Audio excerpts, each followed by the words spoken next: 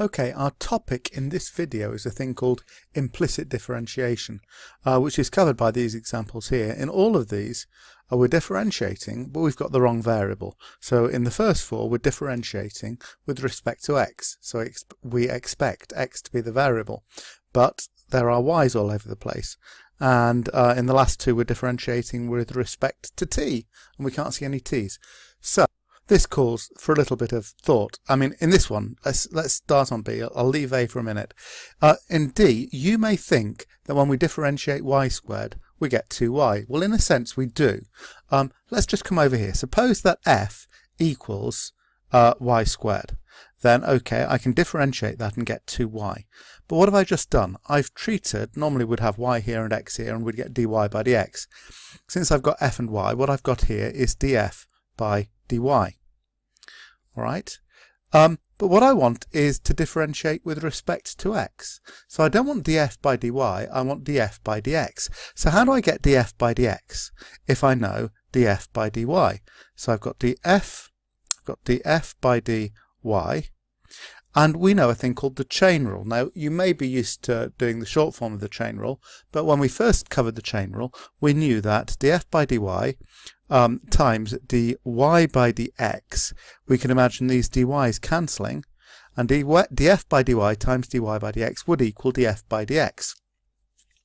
So this df by dy, this 2y that I get just by differentiating y squared, is not dy by dx, it's df by dy.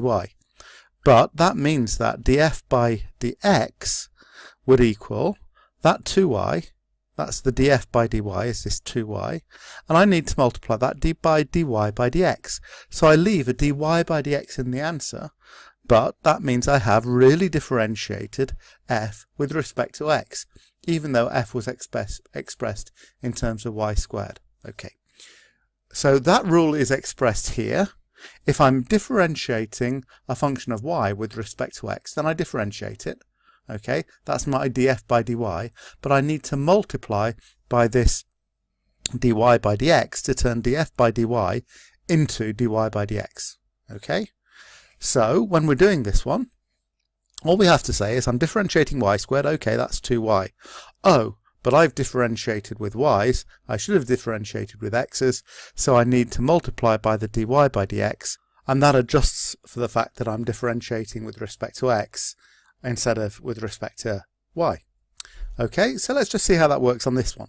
So here I've got a y, so differentiate y, you get 1. Okay, but I differentiated with respect to y there, I should have differentiated with respect to x, so I do this normal thing, I multiply by dy by dx.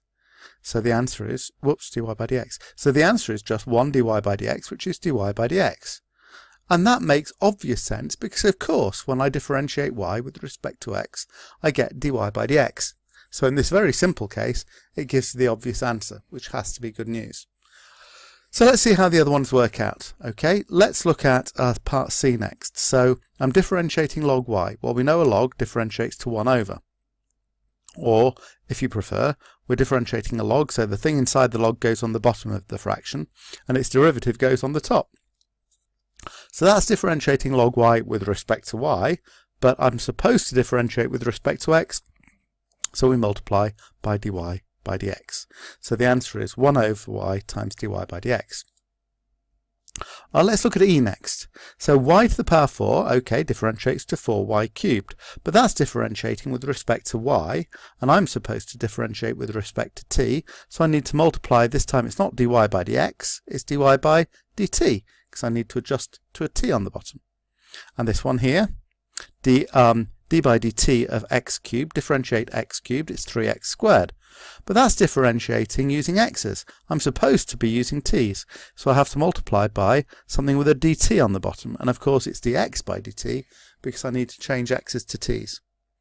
Now d is the odd one out because this has got a mixture of x's and y's. In fact, it's x times y, so this is a product. So my u is my x and my v is my y, so I'm differentiating with respect to x. My u dashed is just a normal 1. Differentiating that with respect to x works normally. V, differentiate this y differentiates to 1, but I'm supposed to get v dashed, I'm supposed to differentiate with respect to x. So I need to do this times dy by dx business. So my v dashed is dy by dx. So coming back to this was the product. So the product rule says u dashed v, which is 1 times y, plus uv dashed, which is x times v dashed was just dy by dx. So we can use the product rule with this method. So this is called implicit differentiation. The message is that if you've got the wrong variable, you just differentiate normally, but you just multiply by the appropriate derivative. Nearly always it's dy by dx, and that adjusts the d letter for you. I hope that makes sense. We'll see some more examples in future videos.